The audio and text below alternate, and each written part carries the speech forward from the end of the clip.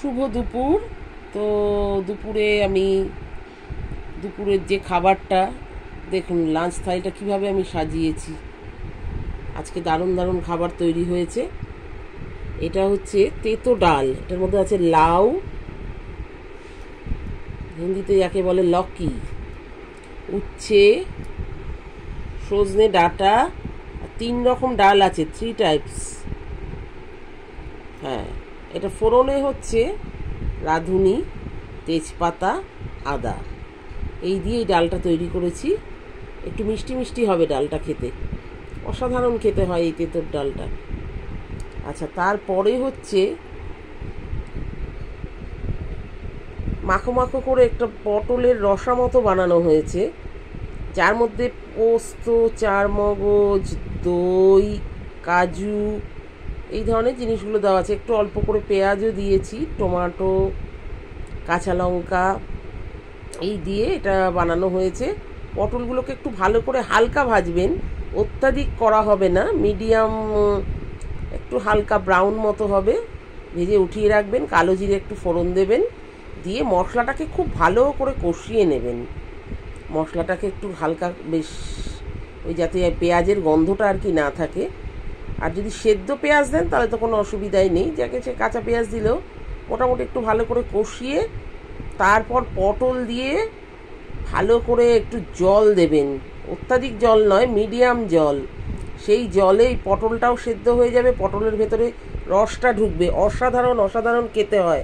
আর কাটবেন ঠিক এভাবেই, এই দেখুন, দেখেছেন, 4 ভাগ করে, 1 2 3 4, মানে মাঝখান থেকে ফোল্ড করবেন। এই যে সুন্দর এটা দেখতেও হয়, এরকম গোটা গোটা করে পটলগুলো বানাবেন। বাড়িতে যদি কোনো গেস্ট আসে তো এই ধরনের রান্নাটা আপনারা সবসময় করতেই পারেন। তার সাথে রয়েছে হচ্ছে রুই, বড় জাতের একটা রুই এনেছিলাম, সেই রুই ফিশ, রুইয়েরই একটা ঝোল বানানো হয়েছে, জিরে বাটা, ধনে বাটা দিয়ে, সাথে আছে ধনে পাতা, আর আলুটা ভেজে দিয়েছি। আলু তো অ্যাজ ইট ইজ জানেন, বাঙালিদের আলু ছাড়া চলেই না। তো এটা হচ্ছে চাটনি। হ্যাঁ, আরেকটি খাবার একেবারেই দেখানো হয়নি, সেটা হচ্ছে যে ডালটি যে আমি খাবো তার সাথে পটল ভাজা আর হচ্ছে ঝুরি আলু ভাজা, যার ভেতরে একটু চিড়ে ভাজা আছে, কারি পাতা দেওয়া আছে। তো এই অবধি হয়ে গেছে আজকে আমার লাঞ্চ থালি।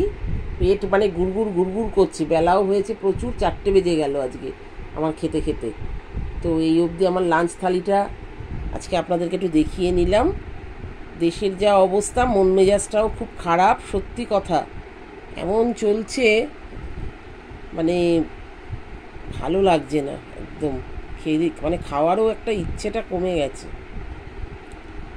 দেশে অশান্তি থাকলে সত্যি মনেও অশান্তি থাকে, দেশ ভালো থাকলে আমরাও ভালো থাকি। যাই হোক, তার মধ্যে আমাদের চলতে হবে, সাপোর্ট করতে হবে আমাদের দেশকে, অবশ্যই অবশ্যই সাপোর্ট করতে হবে, মেন্টালি সাপোর্ট দিতে হবে তাকে।